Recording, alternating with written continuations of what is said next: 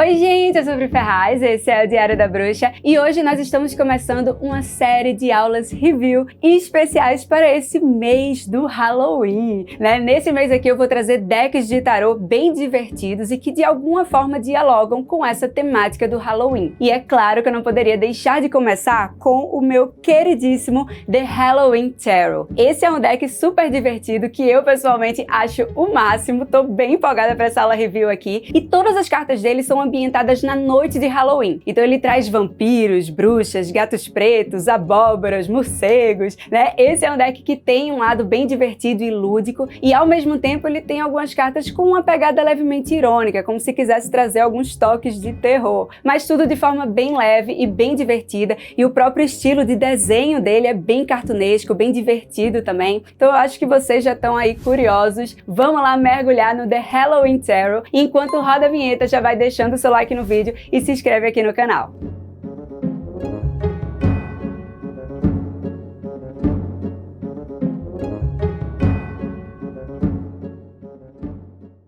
Bom, gente, então vamos começar aqui analisando alguns aspectos práticos do The Halloween Tarot. Essa versão aqui que eu tenho do Halloween Tarot é a versão de latinha, tá? Então aqui, ó, é uma latinha, é de metal. Eu acho um charme, olha só que coisa mais linda, gente. Mas ele também tem uma versão que vem na caixinha. A versão da caixinha de papelão é um pouquinho maior. A versão da latinha é uma versão mini. Isso é muito comum de acontecer, né? Os tarôs que vêm em latinhas, eles são mini, eles têm uma versão menorzinha. Então você vê aqui, ó, olha só como ele é pequenininho, né? E as cartinhas estão aqui dentro. Então ele é pequenininho, mas muito, muito, muito charmosinho. Eu sou apaixonada por essa latinha aqui e por todos os detalhes que envolvem esse deck. Mas vamos lá, vou abrir aqui a latinha.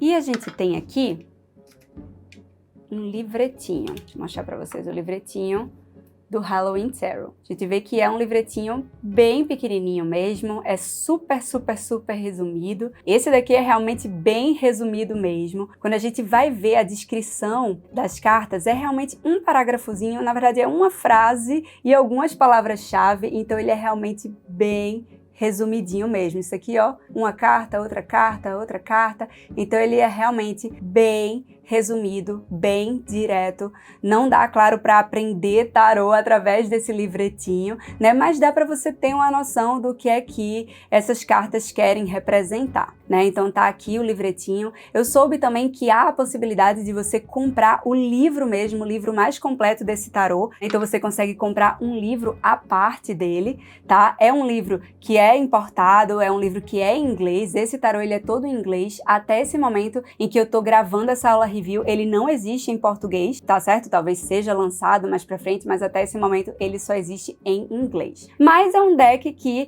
é baseado no Rider-Waite, só que ambientado na noite de Halloween. Então dá pra gente ter uma noção, não precisa necessariamente ter esse super livro dele pra entender esse deck aqui, tá bom? Não é um deck difícil, é um deck inclusive muito divertido de se estudar. Então vamos lá dar uma olhadinha nas cartas dele. Deixa eu começar mostrando aqui para vocês o verso. Esse verso eu também acho um charme, esse verso laranjinha aqui com o gatinho preto. Esse gatinho preto ele é presente aqui em toda a jornada desse tarô, ele sempre tá ali presente nas cartas, ele aparece de alguma forma. Então tá aqui o gatinho preto, a gente vê que essas cartas elas são reversíveis, né? Então se você joga com o método de cartas invertidas, dá para você usar essas cartas reversas. E aqui, quando a gente tem uma visão geral do deck, a gente vê que ele tem umas cores bem bonitas. É um Halloween bem assim tradicional mesmo, aquelas fantasias tradicionais de Halloween, né? Mas assim, muito divertido, muito legal. Tem um estilo cartunesco, então parece, na verdade não parece nem um cartoon, parece um gibi, sabe? Então parece uma ilustração de gibi mesmo, então muito, muito, muito legal. E vamos lá, eu vou separar os arcanos maiores pra gente olhar mais profundamente e depois eu pego os arcanos menores pra gente dar uma olhadinha rápida também. Vamos lá. Bom, gente, então vamos lá começar falando sobre a carta do louco. Quando a gente olha para essa carta do louco aqui, a gente vê esse palhaço, né? Ele veio aqui como esse palhaço. Claro que se é um palhaço no Halloween, a gente já sabe que é um palhaço meio macabro, né? Mas tá aqui um palhaço trazendo, claro, esse espírito brincalhão, esse espírito meio bobo até do louco. É um palhaço que tá se divertindo, ele tá fazendo aqui um malabarismo, e o louco é aquele realmente que se joga nas brincadeiras, que se joga nas aventuras. A gente vê aqui algumas referências aos elementos tradicionais da carta, então a gente tem umas montanhas atrás, porque o louco tem essa visão ampla, a gente vê essa maletinha aqui porque ele se joga nas aventuras, a gente vê o abismo aqui, e a gente vê também que o cachorrinho branco foi substituído pelo gato preto, né, trazendo esse elemento do Halloween aqui também. Então tá aqui a carta do louco, uma carta divertida, que transmite esse lado brincalhão, esse lado divertido que essa carta já tem. Gosto muito dessa carta, eu achei que a representação do palhaço foi uma representação simples e muito eficaz, então tá aqui a carta do louco abrindo o Halloween Tarot.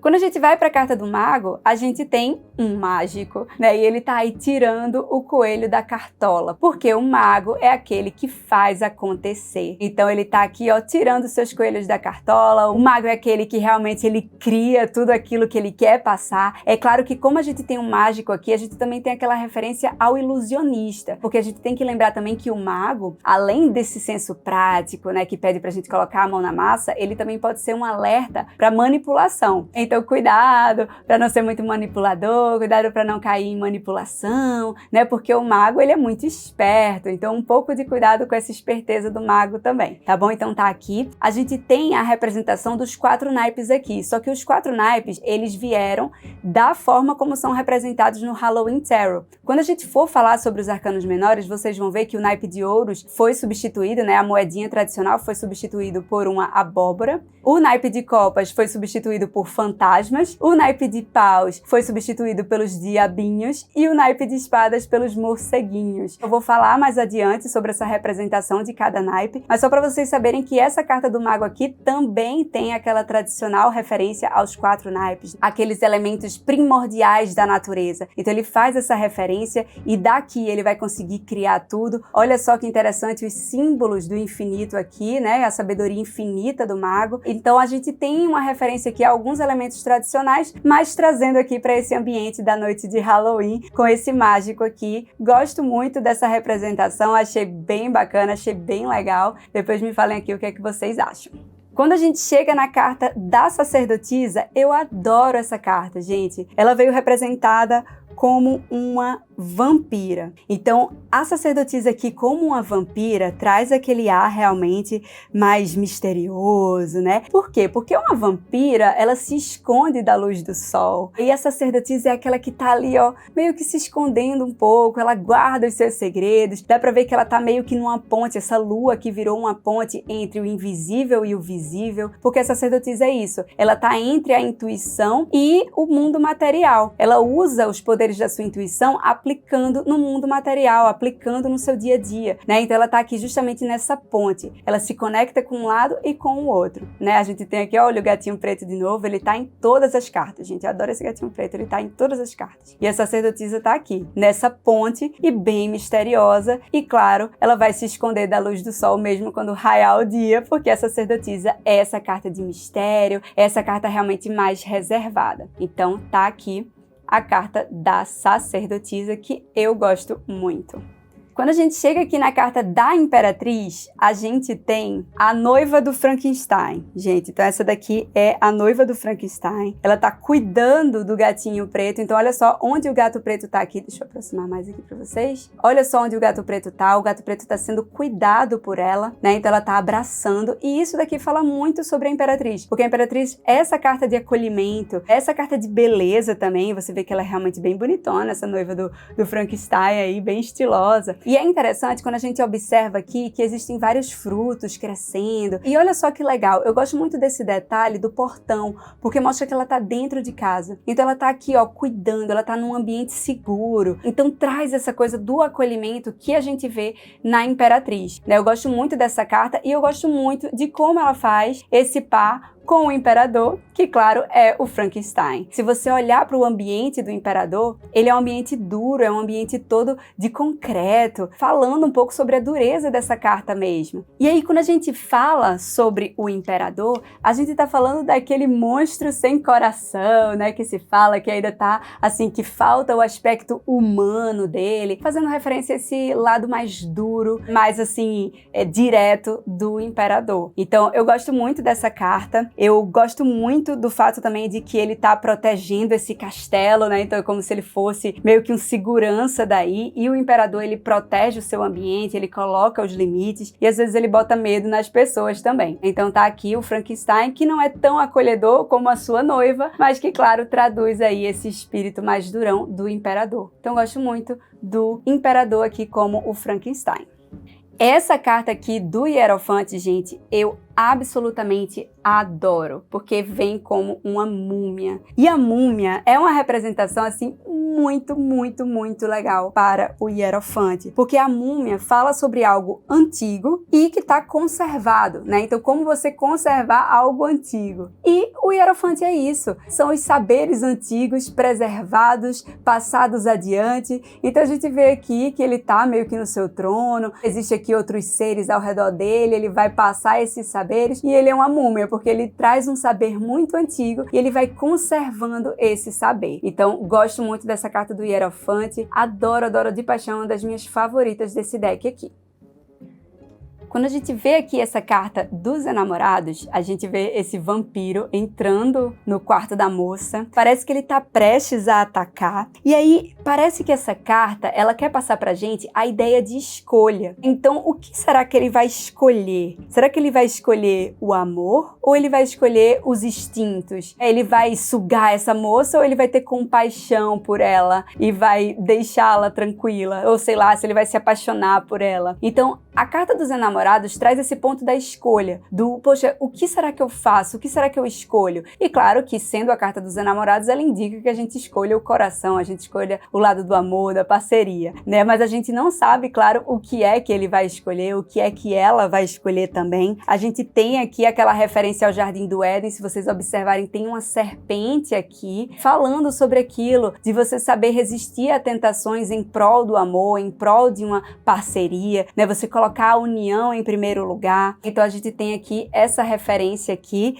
da serpente, ao mesmo tempo que esse vampiro tá aqui, poxa, será que eu ataco ela ou será que eu tenho compaixão? Ela também tá na dúvida, porque se vocês observarem bem de pertinho, não sei se vai dar pra ver, mas aqui embaixo das cartas de amor, a gente tem uma espada. Então será que ela vai optar pelo amor ou pela proteção dela? Então fica aqui também essa questão da escolha. É uma carta que traz muito forte o simbolismo das escolhas, o que será que vai ser escolhido? Será que essas pessoas aqui vão seguir o seu coração? Então essa é a pergunta que fica aqui nessa carta dos enamorados, é uma carta mais enigmática desse deck. Tem aqui esse cachorro como símbolo também da lealdade, o que é uma dica de que essa carta ela pede para que você siga o seu coração, então você escute o lado do coração. Então tá aqui essa carta dos enamorados que é bem enigmática, me contem aí o que é que vocês acharam. Eu acho interessante, não é das minhas cartas preferidas desse deck, mas é uma carta que eu acho bem interessante.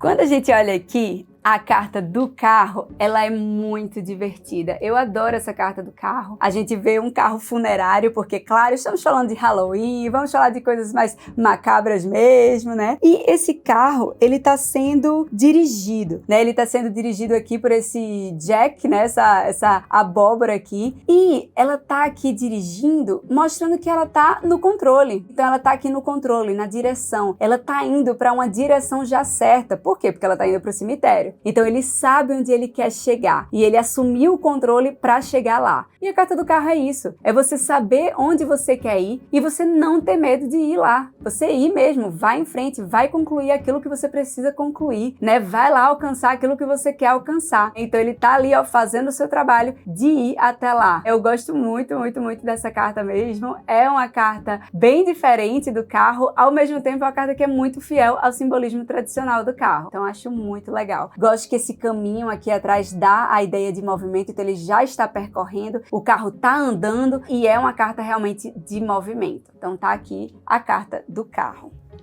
Aqui na carta da força, a gente vê uma domadora de leões. Então a gente vai meio que para um circo aqui, um circo de Halloween.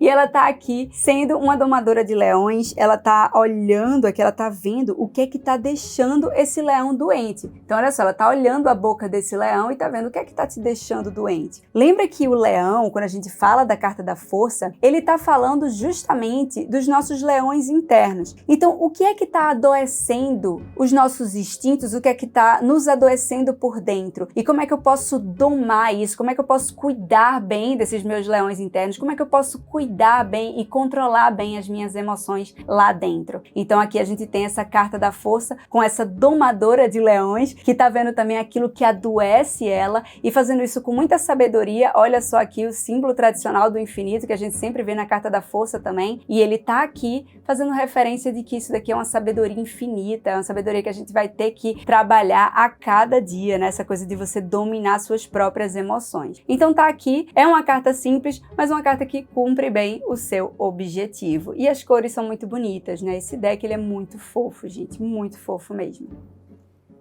Aqui a carta do Eremita é uma das minhas favoritas desse deck também. Eu gosto muito dessa carta porque ela mostra um cientista maluco. Ele tá aqui fazendo seus experimentos. O que ele tá fazendo? Ele tá ali sozinho, em busca das suas respostas, em busca das suas soluções. E ele tá ali, ó, sozinho, com as suas alquimias, com seus experimentos. E ele tá aí, ó, o cientista maluco ali, quietinho, no seu quarto, buscando suas respostas. Isso é o Eremita. É a gente se isolar do mundo para buscar as respostas através de nós mesmos, dentro de nós mesmos, buscar essa sabedoria, buscar novas soluções para a nossa vida através do autoconhecimento, através de estar mais em nossa própria companhia. Então olha só, ele tá se divertindo, ele tá sorrindo, ele tá se divertindo de estar ali sozinho, ele com ele mesmo, buscando suas próprias respostas. Então adoro essa carta, acho assim muito, muito, muito legal, gente. Me digam o que vocês acharam também, porque eu acho essa carta muito legal. Essa carta da Roda da Fortuna também é muito legal. Ai, gente, vocês me desculpem, eu vou falar que várias cartas aqui são legais porque eu acho esse tarô muito, muito, muito legal. Olha só que bacana essa Roda da Fortuna. Ela mostra aqui esse moço nessa roleta da vida, nessa roda aí da vida. E ele tá aqui, ó, passando por altos e baixos, né? Às vezes tá de cabeça para baixo, às vezes tá de cabeça para cima. E a cada giro é uma nova oportunidade que ele teve. Então a gente vê aqui que algumas espadas já foram lançadas, mas não bateram nele. Então a gente tem aqui um elemento de sorte. Esse é um primeiro ponto que a gente vê na carta da Roda da Fortuna, observando essa imagem aqui. A questão da sorte, porque poderia ter batido várias coisas nele aqui nessa loucura que tá essa roda e não bateu. E aí quando a gente olha para essa figura da roda também, além de ver esses altos e baixos, a gente vê que a cada ciclo é uma nova oportunidade. A cada ciclo a vida foi renovada porque ele não foi atingido. Quando a gente olha ao redor, a gente vê alguns símbolos astrológicos que vão fazendo referência a tudo que vai acontecendo na nossa vida, todas as áreas da nossa vida, que, enfim, vão acontecendo ao mesmo tempo, né? Não há muito essa organização, e a carta da Roda da Fortuna traz essa energia de muita coisa acontecendo ao mesmo tempo. Então a gente vê aqui realmente esse moço com muita coisa acontecendo. Ele tá girando, estão jogando espadas, ele tá aqui, ó, olha a cara dele de assustado, mas enfim, ele tá tendo sorte porque nada está atingindo ele. Então tá aqui a Roda da Fortuna, uma Roda da Fortuna bem divertida, tá? No Halloween Tarot. A carta da Justiça é uma carta muito simples, né? Então, muito simples mesmo. A gente vê aqui esse Jack the Lantern aqui, né? Aqui é a abóborazinha. Tá colocando as coisas na balança, e a carta da Justiça é isso, você pesar diferentes lados, você ponderar, você medir os prós e os contras das coisas. Então ele tá aqui medindo, né? Tem aqui essa coruja como símbolo da sabedoria, ao mesmo tempo que a gente vê os morcegos aqui, que nesse tarô simbolizam o naipe de espadas, que lembrem que é o naipe da razão, então é o naipe dos pensamentos, e a Justiça é isso, uma carta extremamente racional e que pede para que a gente tenha uma postura moderada, equilibrada e sempre ponderando muitas coisas na nossa vida, ponderando os prós e os contras. É interessante ver que tem um corvo aqui também, que é outro animal de sabedoria, então a gente tem várias referências à sabedoria aqui, a esse poder realmente do racional nessa carta aqui, né? Então olha só, acho uma carta legal, mas é uma carta muito simples.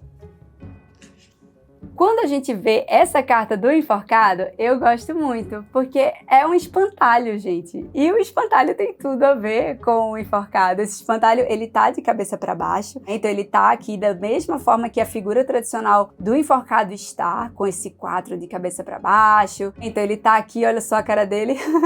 O espantalho é uma figura inanimada e ao mesmo tempo ela é assustadora e ela traduz muito bem o que é a carta do enforcado. É você estar parado, é algo inanimado e ao mesmo tempo assustador, porque você queria estar andando com sua vida, você queria estar fazendo outras coisas, mas você tá aqui, ó, preso, né? Sem vida, digamos assim. Então, a carta do enforcado vai mostrar você parado. E com isso, essa figura aqui do espantalho, eu achei muito legal. Então, ele tá aqui meio que no limbo da espera. Não sei se são chamas ou se são folhas mais alaranjadas, porque lembra que esse tarô, assim, quando a gente fala sobre o Halloween, a gente fala sobre uma tradição muito ligada ao hemisfério norte. E o Halloween lá é no outono. Então, por isso eu fico em dúvida se aqui é fogo ou se é uma vegetação mais alaranjada, né? Mas se for fogo, faz muito sentido também, tá? Porque ele tá aqui, ó, as coisas estão pegando fogo e ele não pode fazer nada, ele tá preso. E essa é a sensação desconfortável do enforcado. É você querer fazer algumas coisas, mas você saber que nesse momento não dá pra você fazer nada. Você vai ter, ó, que esperar, você vai ter que aguardar, né? Então tá aqui a carta do enforcado, nos convidando a olhar tudo de um novo ângulo, esse ângulo meio desconfortável, mas que vai trazer uma certa sabedoria pra gente também, tá bom? Então tá aqui, carta super, super, super legal.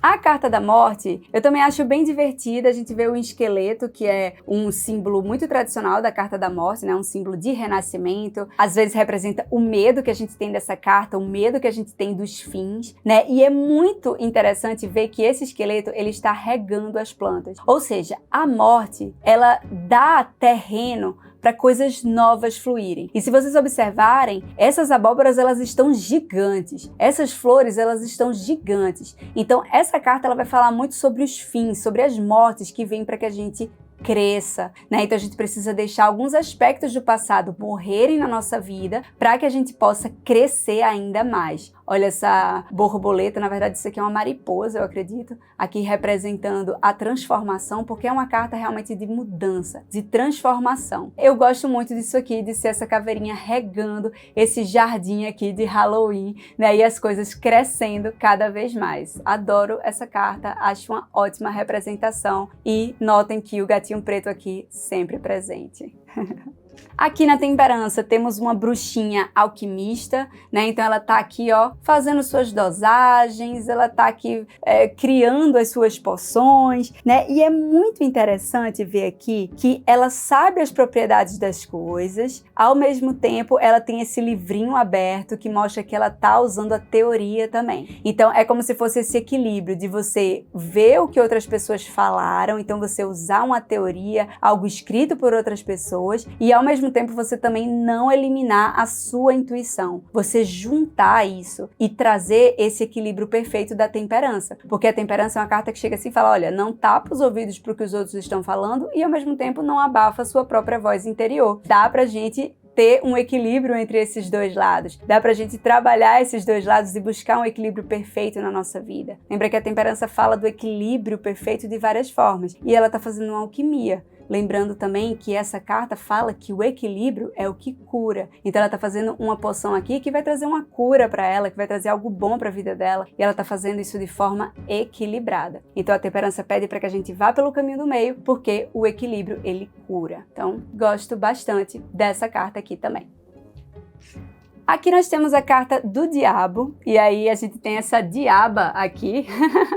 Essa diaba, ela tá escravizando esses bebês, né? Eu acho essa carta bem interessante, né? Eu não acho, assim, ela super legal, mas eu acho ela muito interessante, acho ela divertida também, assim como todo o resto desse tarô. E ela tá aqui meio que escravizando esses bebês, tá segurando esses bebês. E eu acho muito legal essa ideia dos bebês na coleira, porque ela é meio que ambígua. Ao mesmo tempo que ela vai estar fazendo uma referência à infantilidade, porque a carta do diabo fala da gente não ser capaz de controlar os nossos impulsos, né, da gente ser meio que guiado pelos nossos desejos, e isso é algo infantil, porque quem fica ali, quem quer de todo jeito, quem bate o pé no chão e quem às vezes não tem inteligência emocional para saber se algo vai ser bom ou vai ser ruim, é justamente a criança, é um bebê, né? Então assim, tá meio que chamando aí esses vícios do diabo de infantis, com esses bebezinhos aqui. Ao mesmo tempo, a gente vê que ela é quem manda, então ela tá meio que sendo a babá desses bebês aqui, né? Então esses bebês, eles estão andando, talvez eles tenham a falsa sensação de liberdade, porque eles estão nus, eles estão andando, só que quem tá mandando, na verdade, é ela. Então a carta do diabo vai falar muito sobre aqueles desejos que parecem que nos libertam, mas na verdade estão nos aprisionando. A gente não tá livre, a gente não tá liberto, a gente tá, na verdade, preso cada vez mais nesses vícios, nesses desejos, e tem esse fogo aqui atrás também, né? Porque é uma carta também que vai falar sobre um certo fogo, um certo impulso da gente. Então tá aqui essa carta do diabo que é bem interessante. Quando a gente vem aqui para a carta da torre, é uma das minhas cartas favoritas desse deck também, gente. Eu adoro essa carta da torre porque ela traz uma casa mal assombrada. Tem algo mais Halloween do que isso? Do que casa mal assombrada? Eu acho que não.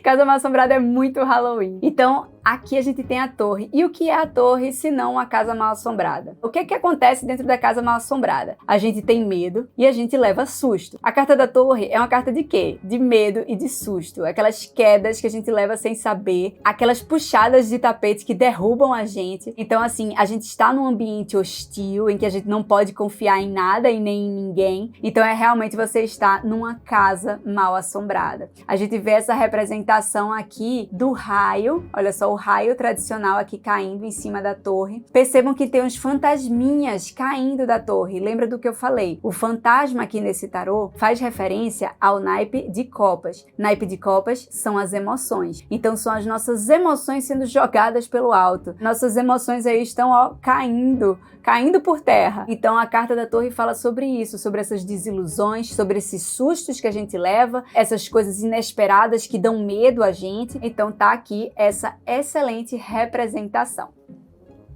Quando a gente vê aqui a carta da estrela, essa é uma das cartas que eu não gosto muito desse deck, tá? Eu não gosto muito dessa carta aqui da estrela. Ela tá mostrando essa gárgula. E a gárgula tem dois sentidos aqui para ser a carta da estrela. O primeiro é que a gárgula é um símbolo de proteção, ela é usada muito para proteção também. E essa é uma carta que fala que a gente está protegido, né? Porque os nossos sonhos nos protegem. Nossos sonhos estão guardados, eles nos protegem e eles estão protegidos. Então é uma carta que fala sobre isso. O outro ponto é que a gárgula ela derrama água. E aí eu acho que faltou essa gárgula estar de fato derramando a água aqui nessa carta, porque aí faria essa referência direta à carta da estrela, que tá ali derramando as águas, símbolo da poesia, símbolo daquilo que nos inspira, símbolo das nossas emoções fluindo, né? Ele tá derramando só uma gotinha aqui, né? Talvez até dizendo que precisa de mais água, você precisa acreditar mais nos seus sonhos para essa água fluir mais, para sua inspiração, suas emoções fluírem. Então pode até ser um convite, um puxãozinho de orelha aí da carta da estrela. Mas assim, eu não gosto tanto quando eu coloco em comparação com as outras cartas desse deck, mas não deixa de ser uma carta legal, uma carta muito bem pensada, tá? Então tá aqui a carta da estrela com a gárgula.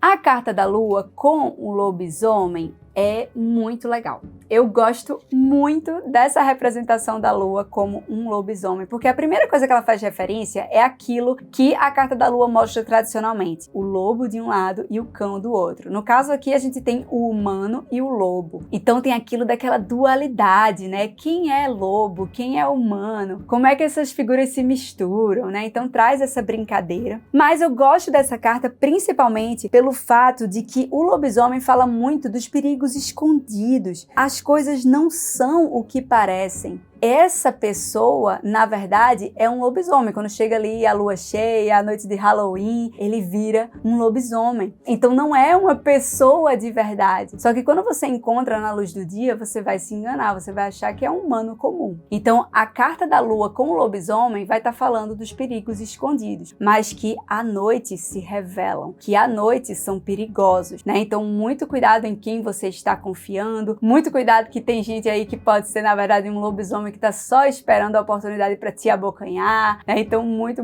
cuidado mesmo. Olha a cara da abóbora aqui do lado como tá, ela tá assim meio aterrorizada, ela tá confusa e é justamente essa sensação da carta da lua. Então gosto muito dessa carta da lua aqui.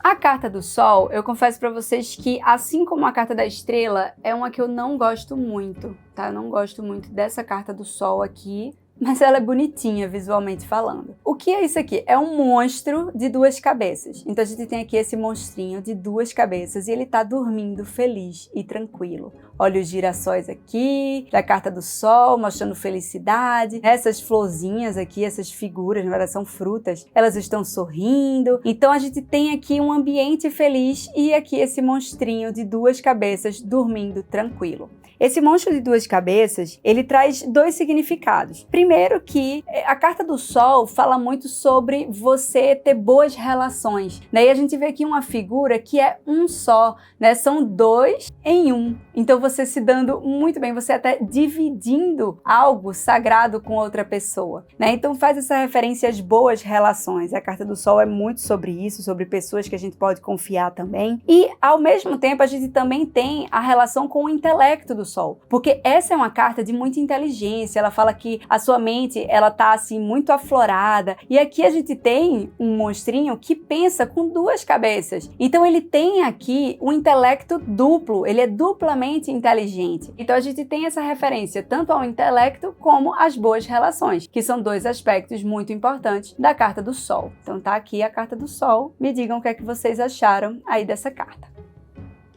Aí nós temos aqui também a carta do julgamento. Essa do julgamento eu gosto muito. A gente tem aqui essas pessoas sendo ressuscitadas pelo Drácula, né? Por um vampiro. Esse vampiro aqui tá trazendo essas pessoas para uma nova vida. E aí o vampiro, quando ele morde aqui as pessoas, ele pode transformar também essas pessoas em vampiros também, né? Então a gente tem esse despertar para uma nova vida. Uma vida na qual você não vai mais ser sugado, né? Você não vai mais ser maltratado, tá bom? Então a carta do julgamento é uma carta de você se desprender de uma vida do passado e se abrir para o novo. E aqui a gente tem esse simbolismo simples e muito divertido através desse vampiro aqui, desse Drácula ressuscitando essas pessoas.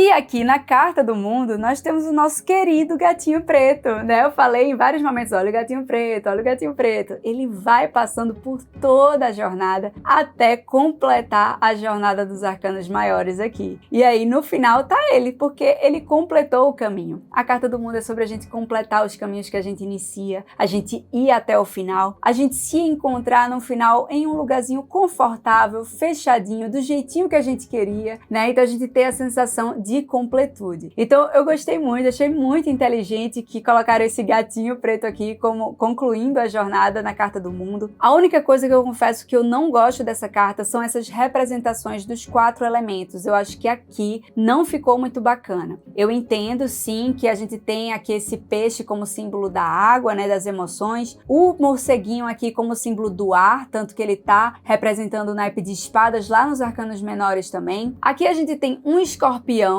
que parece estar como símbolo da terra e um lagarto que parece estar como símbolo do fogo. E eu não gostei dessas representações aqui. Eu não acho que o escorpião vem como um símbolo da terra, até porque, mesmo astrologicamente, se a gente for pensar, o escorpião está relacionado à água, porque é um signo de água. Se fosse um fogo, eu até poderia entender, mas aí esse lagarto seria o quê? Seria a terra? Sabe, eu achei que ficou meio confuso, eu não gostei dessas representações, eu acho que as representações deveriam se manter as mesmas que vão estar lá nos arcanos menores, então assim, não gosto desses símbolos aqui, mas Depois me falem aí o que vocês acharam, se vocês gostam desse símbolo. Eu não gostei, eu achei que esses dois aqui ficaram muito confusos, não achei bacana, tá bom? Mas amei essa carta por conta do gatinho aqui. Esse gatinho salvou essa carta aqui, certo? Agora eu vou mostrar para vocês um pouquinho dos arcanos menores. Eu vou separar os naipes aqui para eu falar sobre cada um deles, mostrando para vocês um pouquinho deles.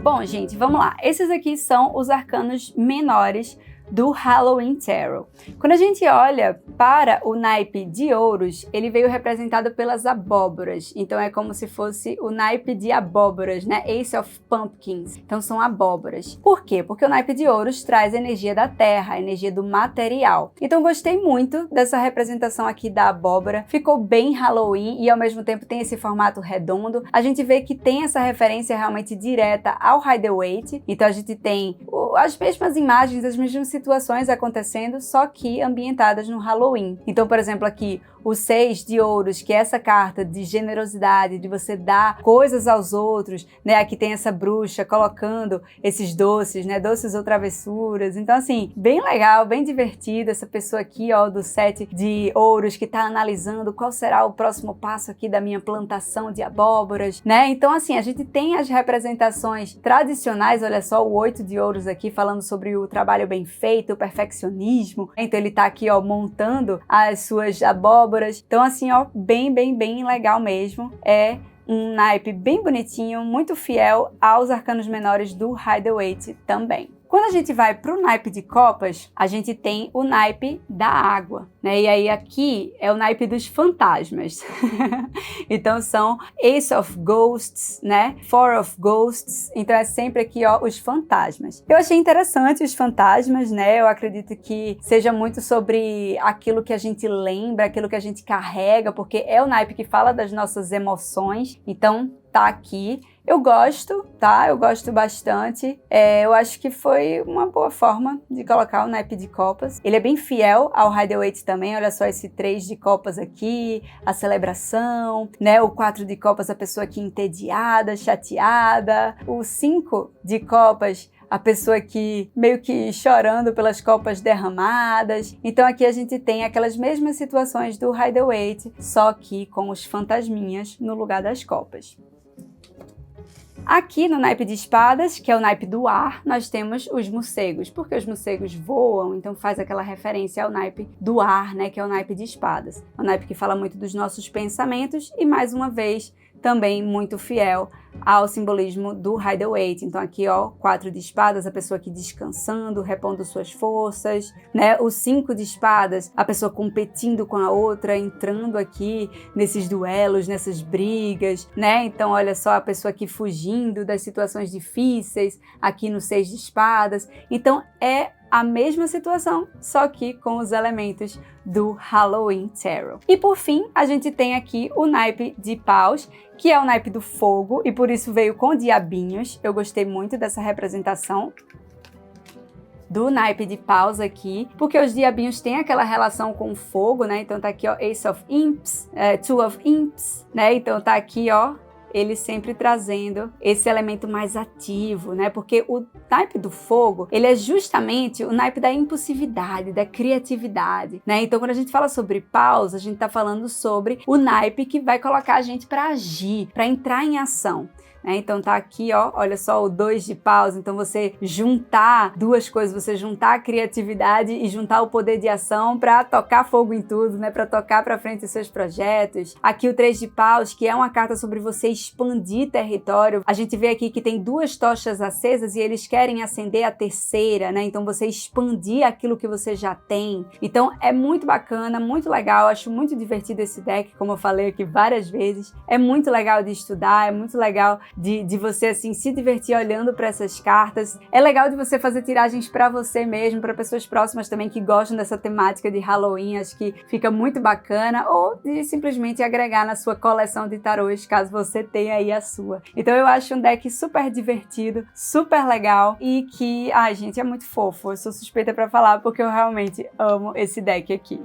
Esse foi o Halloween Tarot. Me contem aqui nos comentários o que é que vocês acharam desse deck. Lembrando que aqui vocês também encontram as aulas review de muitos outros decks de tarô, tá? A gente tem uma playlist só de análises aqui no canal. E se você ainda não se inscreveu no Diário da Bruxa, se inscreve aqui embaixo, ativa o sininho para receber todas as notificações de novos vídeos, deixa o seu like aqui no vídeo também e não deixa de me acompanhar lá no Instagram, @Diário da Bruxa, e no TikTok, @Diário da Bruxa também. Um beijo, muita paz, muita luz para você e até a próxima aula review.